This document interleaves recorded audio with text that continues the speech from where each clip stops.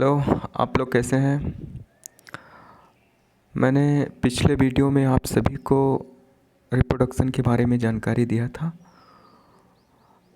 Reproduction का definition बताया था और लाइफ साइकिल, लाइफ स्पैन, इन सब के बारे में मैंने चर्चा किया था। और आज हम आपको रिप्रोडक्शन के 2 मेथड्स, जो 2 विधियाँ थी, उसमें से पहली जो विधि होती है एसेक्सुअल रिप्रोडक्शन, उसके बारे में बताएंगे। What is the asexual reproduction, जिसे हम हिंदी में अलैंगिक जनन कहते हैं। मैंने आपको बताया था उसके बारे में थोड़ा सा कि अलैंगिक जनन में, जैसा कि जनन में आप लोग देखते हैं कि हायर एनिमल्स में मेल और फीमेल होता है, लेकिन एसेक्सुअल रिप्रोडक्शन में ओनली 1 पेरेंट भाग लेता है। ना ही वो मेल कहा जा सकता है, ना ही फीमेल, ओनली 1 पेरेंट। तो उसे ना मेल कहेंगे ना फीमेल। बस एक ही पेरेंट से जो सेल्स बनती हैं, डॉटर सेल्स बनती हैं, वो क्लोन भी होती हैं, हूबहू प्रतिलिपि होती है, इसलिए हम क्लोन कहते हैं उसको। एसेक्सुअल रिप्रोडक्शन में फर्स्ट कंडीशन कि ओनली 1 पेरेंट पार्टिसिपेट, केवल एक ही जनक भाग लेता है सेल्स के निर्माण में, या आप कह सकते हैं संतति के निर्माण में। और दूसरी कंडीशन होती है कि जो सेल्स बनती है, डॉटर सेल्स होती हैं, वो क्लोन्ड होती हैं, हूबहू। क्यों? क्योंकि जेनेटिक मटेरियल जो पेरेंट्स में होता है, वही जेनेटिक मटेरियल हूबहू क्या होता है, डॉटर सेल्स में होता है। तो एसेक्सुअल रिप्रोडक्शन में मैंने सब बताया था आपको। यहाँ पे हम देखते हैं टाइप्स। एसेक्सुअल रिप्रोडक्शन की डिफिनीशन थोड़ा देख लेते हैं।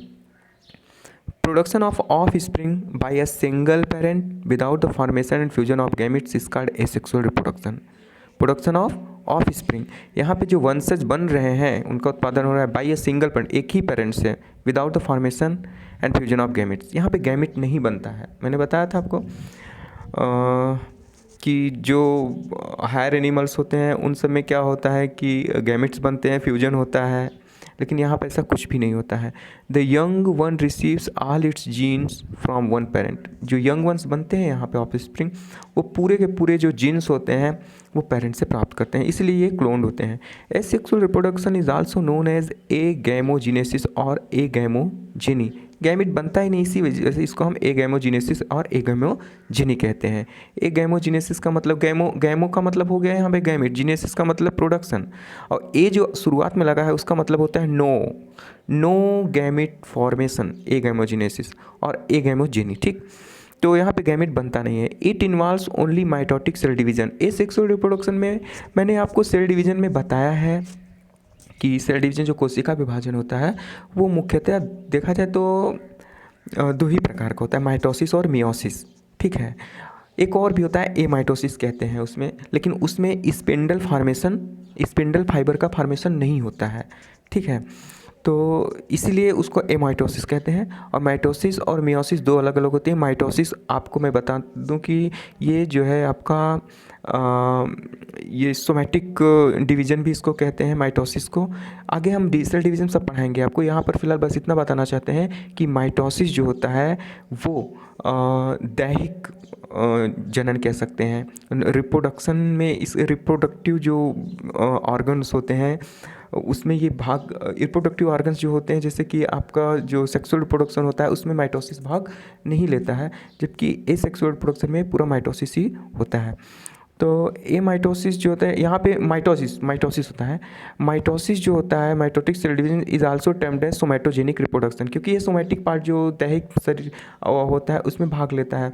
कभी देखिए आप किसी की त्वचा अभी थोड़ा सा छिल गया, कुछ हो गया, तो मानव की बात करें तो उसमें जो होता है वो कुछ दिन बाद वो फिर हरा भरा वैसा हो जाता है, तो वो माइटोटिक डिवीजन होता है उसमें। तो एसेक्सुअल रिप्रोडक्शन हायर एनिमल्स में तो नहीं होता, आगे हम देखेंगे।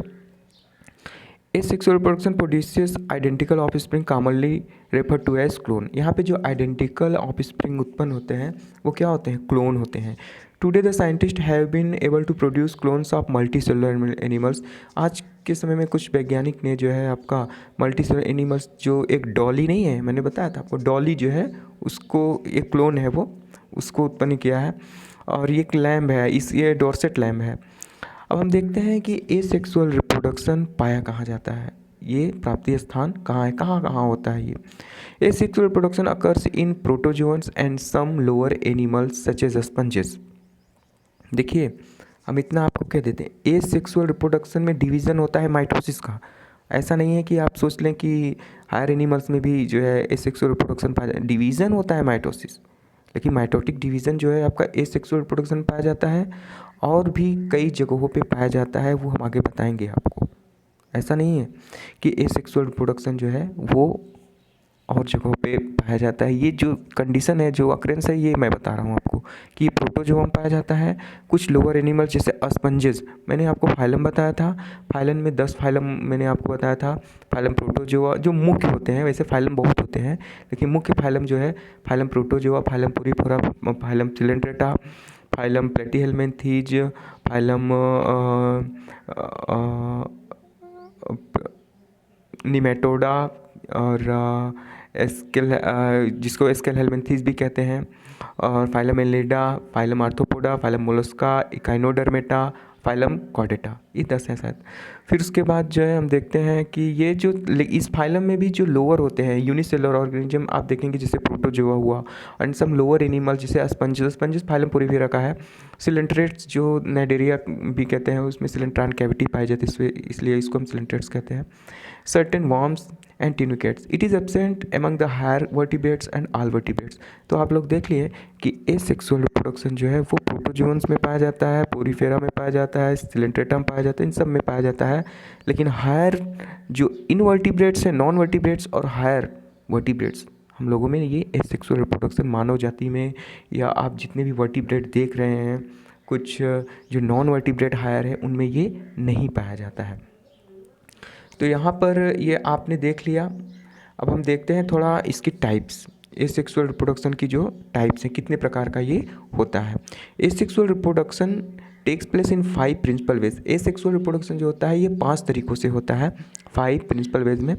पहला है बाइनरी फिजन। बाइनरी फिजन का मतलब जानते हैं आप, द्विविभाजन। बाइनरी का मतलब होता है द्वि और फिजन मीन्स विभाजन आप कह सकते हैं। तो ये द्विविभाजन है। Binary fission is the division of the parent into 2 small nearly equal sized daughter individuals. जो द्विविभाजन होता है, इसमें पेरेंट्स जो होता है वो इक्वल 2 इक्वल डाटर इंडिविजुअल्स में डिवाइड हो जाता है। During binary fission nuclear division और karyokinesis is always followed by division of cytoplasm और साइटोकाइनेसिस। मैंने आपको बताया है कि जो सेल डिवीजन होता है उसमें आप देखेंगे सबसे पहले कैरियोकाइनेसिस होता है। कैरियोकाइनेसिस मतलब सेल के अंदर जो न्यूक्लियस होता है सबसे पहले वो डिवाइड होता है। तो सेल के अंदर जो न्यूक्लियस होता है उसका अगर डिवीजन होता है तो उसे हम कैरियोकाइनेसिस कहते हैं। और न्यूक्लियस के डिवीजन होने के बाद जब साइटोप्लाज्म का डिवीजन होता है तो उसे हम साइटोकाइनेसिस कहते हैं।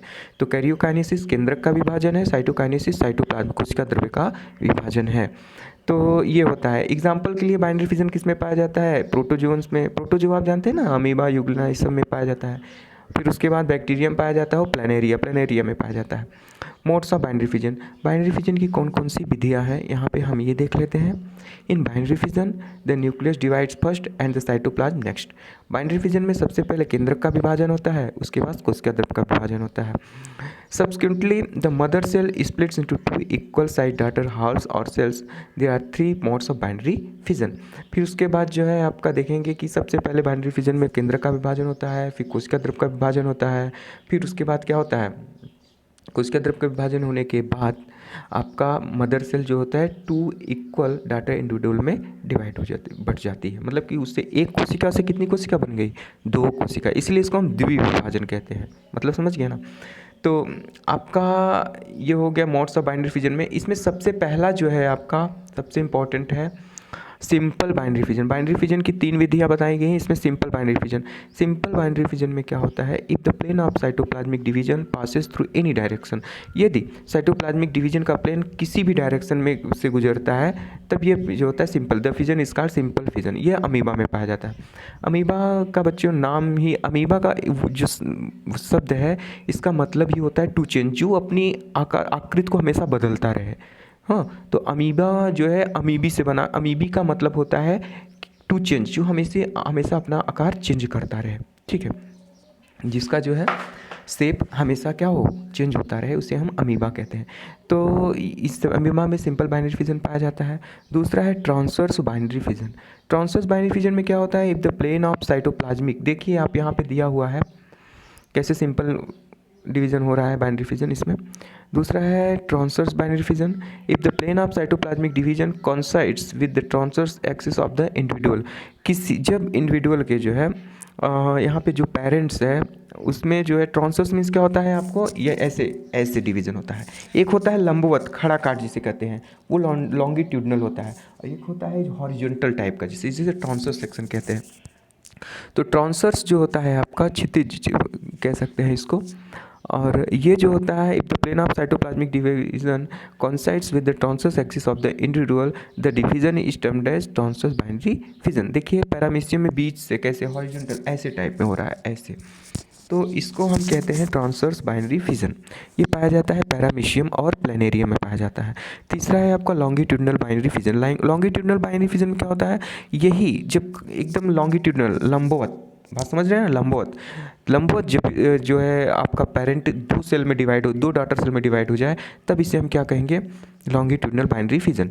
If the plane of cytoplasmic division coincides with the longitudinal axis of the individual, this kind of fission is called as longitudinal binary fission. Example में यूग्लिना एंड वोटिसेला है, ये दो होते हैं आपके।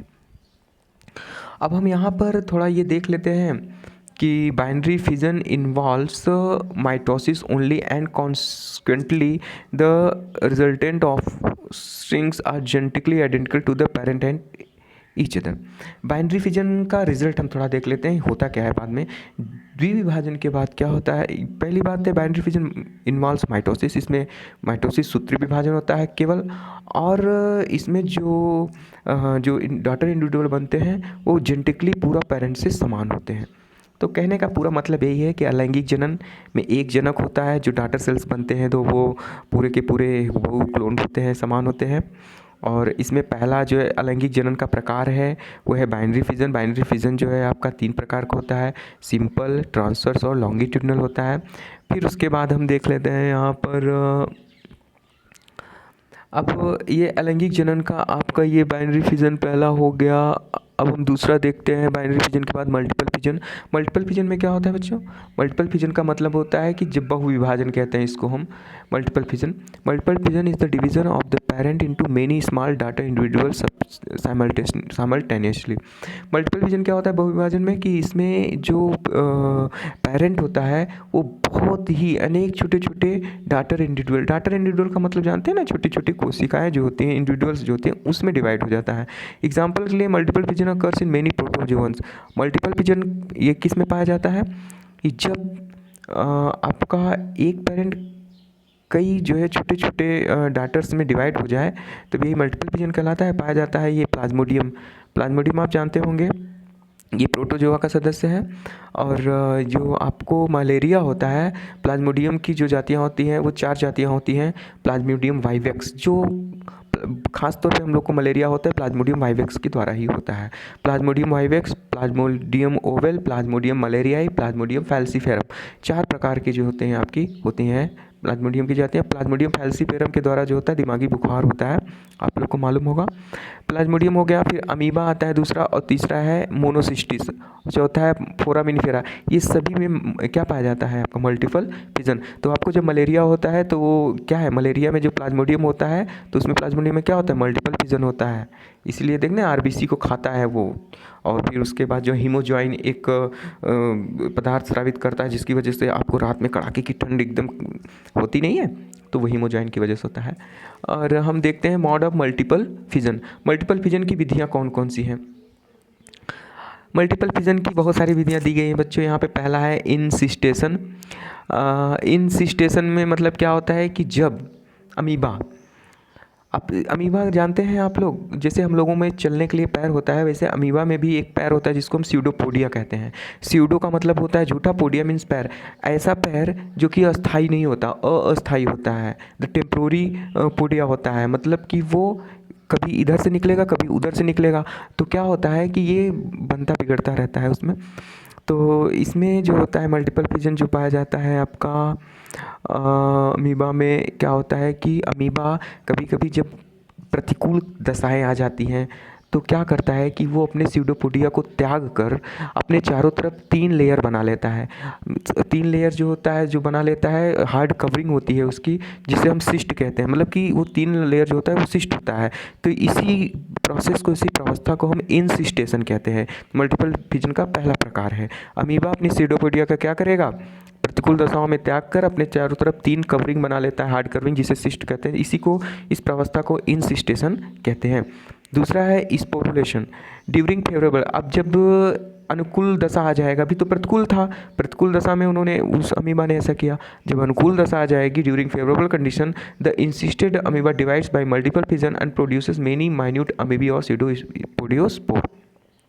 अनुकूल दशा आने पर क्या करता है, ये अमीबा अपने चारों तरफ की सिस्ट को त्याग कर, अमीबा अंदर से मतलब कि डिवाइड करके, बहुत मल्टीपल फिजन करके बहुत सारे छोटे छोटे जो होते हैं आपके अमीबी या स्यूडोपोडियोस्पोर को उत्पन्न करता है। और द सिस्ट वाल बर्स्ट आउट, ये सिस्ट वाल जो होता है चार, तो जो रहता है वो तो हट ही जाता है। और फिर उसके बाद क्या होते हैं, जो अंदर बहुत मल्टीपल फिजन के द्वारा जो बने होते हैं स्पोर्स, वो बाहर आते हैं और नए अमीबा, बहुत सारे नए अमीबा का निर्माण होता है। और इस घटना को हम स्पोरुलेशन कहते हैं। स्पोर का मतलब क्या होता है बच्चों, वही जो अंदर बना उसके, तो स्पोरुलेशन कहते हैं। इनसिस्टेशन में आपने समझा कि 3 कवरिंग बनती है अमीबा के चारों तरफ प्रतिकूल दशा में, और अमीबा जो है अपने आप को उस कवरिंग के अंदर रखता है। जैसे ही अनुकूल दशा आता है तो उसके अंदर मल्टीपल फिजन होने लगता है। मल्टीपल फिजन के द्वारा बहुत सारे स्यूडोपोडियोस्पोर बनते हैं, और या माइन्यूट अमीबी कह सकते हैं, बनते हैं। और ये सिस्ट चारों तरफ से हट जाता है और वो छोटे छोटे अमीबी बाहर आ जाते हैं। फिर उसके बाद तीसरा कंडीशन है मल्टीपल फिजन का, साइजोगोनी। साइजोगोनी में क्या होता है, ये एक प्रकार का मल्टीपल फिजन ये भी है, ये प्लाज्मोडियम में पाया जाता है। साइजोगोनी किस में पाया जाता है, पाया जाता है आपका प्लाज्मोडियम में। जो मलेरिया, हम लोगों में जो मलेरिया होता है, इस 2 होस्ट होते हैं, एक मानव होता है, एक मच्छर होता है, लेकिन जिसके द्वारा होता है वो होता है प्लाज्मोडियम। प्लाज्मोडियम ही प्रोटोजोन होता है जिसके द्वारा मलेरिया होता है। मलेरिया की 4 जातियों के बारे में मैंने आपको बता दिया। और मलेरिया जब अंदर आता है तो सबसे पहले लीवर की सेल्स होती है उसको खाता है ये, ठीक है। खाता है तो वो डिवाइड करेगा, वहाँ पर लीवर की सेल्स को खाएगा तो उसमें अपना डिवीज़न करेगा। तो इसी को लीवर साइजोगोनी कहते हैं। लीवर की सेल्स को खा के अपना डिवीज़न करता है तो लीवर साइजोगोनी कहलाता है। और फिर दूसरा होता है आपका जो होता है आपका इरिथ्रोसाइजोगोनी एक होता है, जिसमें क्या करता है, ये आरबीसी को खाता है और डिवीज़न करता है। तो ये साइजोगोनी एक प्रकार का भी मल्टीपल फिजन है, present in plasmodium. Schizogonies are of 2 types, एक लीवर होता है, दूसरा आरबीसी। इरिथ्रो का मतलब होता है आरबीसी, इरिथ्रोसाइट्स जानते हैं ना, दूसरा नाम है आरबीसी उसका। तो liver schizogony and RBC schizogony. अब हम देखते हैं बर्डिंग। आपका बडिंग भी एक प्रकार का जो है आप कह सकते हैं कि मल्टीपल फिजन है। और बडिंग जो होता है आपका किसी भी पेरेंट के बाहर की तरफ जो स्वेलिंग होती है, बाहर की तरफ जो बाहर होता है, बर्ड्स बनते हैं, वो होता है। बाद में ये बर्ड्स अलग हो जाते हैं उससे, जो कि एक नया इंडिविजुअल बनता है। ये बडिंग भी 2 प्रकार का होता है, एक होता है बाहर, एक होता है अंदर की तरफ। तो टाइप्स ऑफ बडिंग में there are 2 types of budding. पहला एक्सोजीनस और एक्सटर्नल बडिंग। यह जो होता है आपका हाइड्रा में पाया जाता है। हाइड्रा में initially a small outgrowth of the parent's body develops into a miniature individual, and it then separates from the mother to lead a free life. This type of budding is recognized as exogenous budding. इसमें क्या होता है, सबसे पहले बाहर की तरफ जो होता है एक बर्ड उत्पन्न होता है, बाद में ये बर्ड अलग होता है तो वो नया इंडिविजुअल से बनता है। ये पाया जाता है आपका हाइड्रा में। एंड सेकेंड जो है आपका बच्चों वो है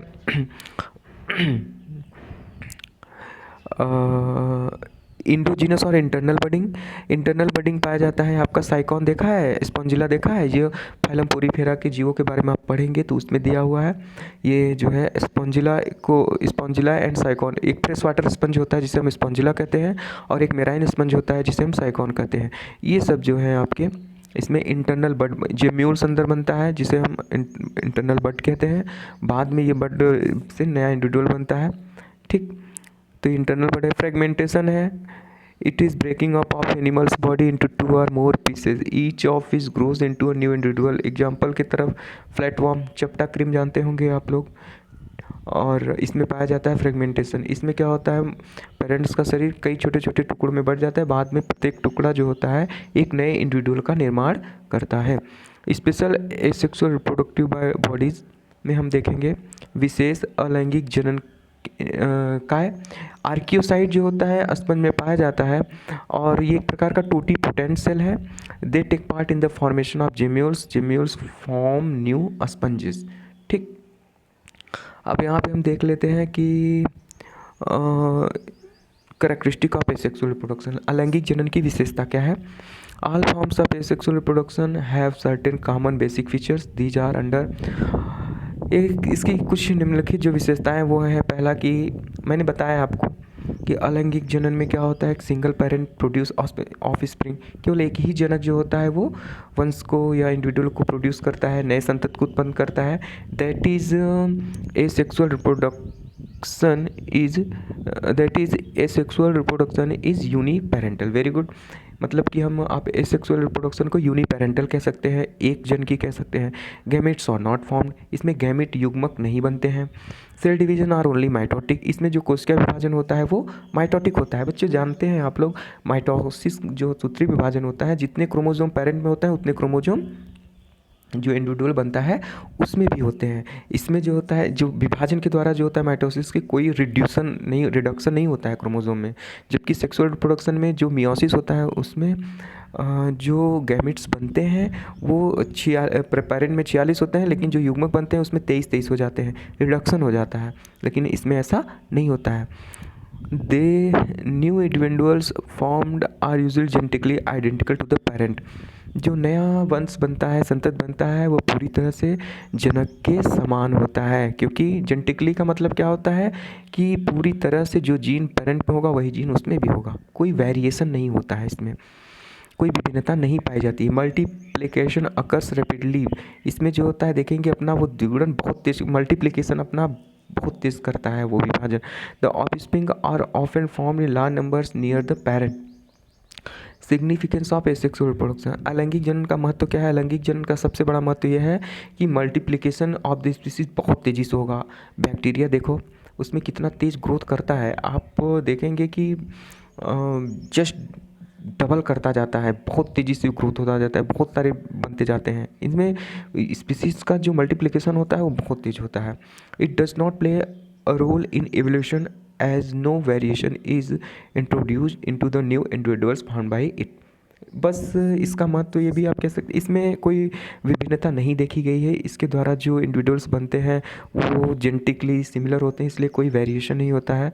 तो इवोल्यूशन में जैव विकास में इसका कोई खास महत्व मतलब देखा जाए तो वेरिएशन के थ्रू अगर देखा जाए तो इसका महत्व नहीं है, वेरिएशन इसमें नहीं पाया जाता है।